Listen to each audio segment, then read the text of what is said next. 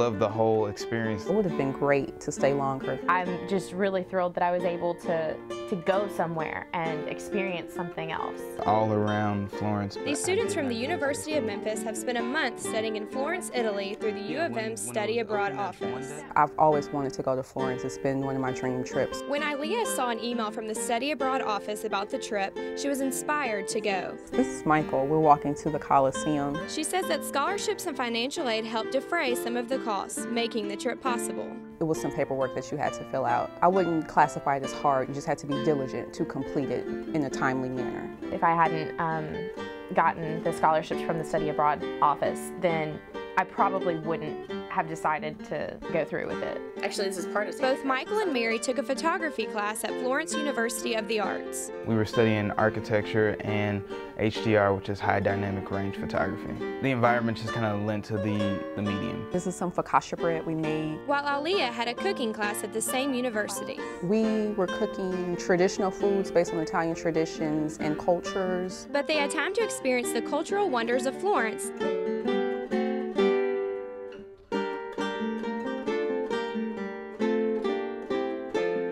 The David statue, it's real. I was in front of it. I can't believe it's here.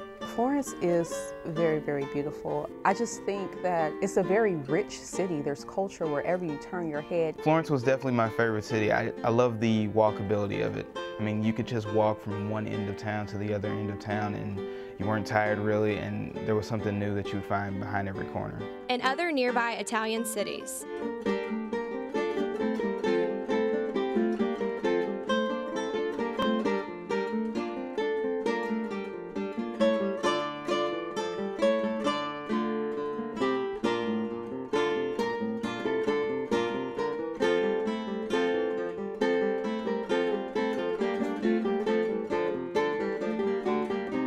The Vatican was breathtaking. It was very beautiful. There were a lot of things I saw that I didn't expect to see, like the tapestries. That was actually one of my favorite things. They're huge.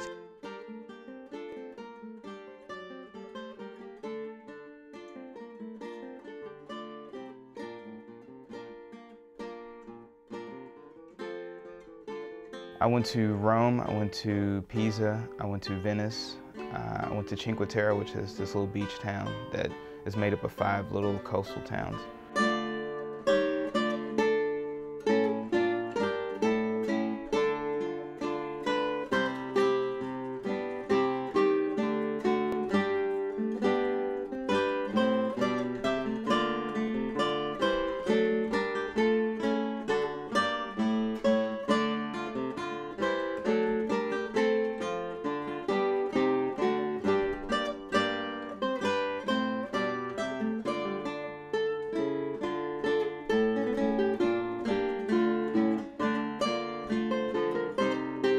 The Leaning Tower of Pisa was one of everyone's favorite sights. There was a day we went to Pisa and we didn't really tour the city too much. We just pretty much laid out on the grass in front of the tower, relaxed and watched people walk past and watch tourists. So just being in that moment and kind of sitting back and taking in the whole experience would be the thing I would think about 20 years from now. We took some pictures pretending like we were kicking the tower or leaning against the tower and things like that. I've seen every angle and every photograph before, but when I went in there, it was like one of the most striking things was the steps. The steps were marble, they were solid marble, and you could see these big indentions where everybody had walked. That was like a really tremendous connection for me to know that like how many people have walked here because I can see them, like I can see where their feet were. This is how I hung my clothes for them to dry. And so while they did not want their trip to be over, I wasn't ready to come back when the 4 weeks were up. They would definitely recommend study abroad to any U of M student. It was a great connection to make with people that I would have never met on campus. I know that the cost looks like a big number, but what you get for it is beyond what you can imagine. If there's anything holding you back, really talk to the people in the study abroad office because money can be worked out. Everything else it's just very much so worth it. For the University of Memphis, I'm Nicole Blum, senior journalism major.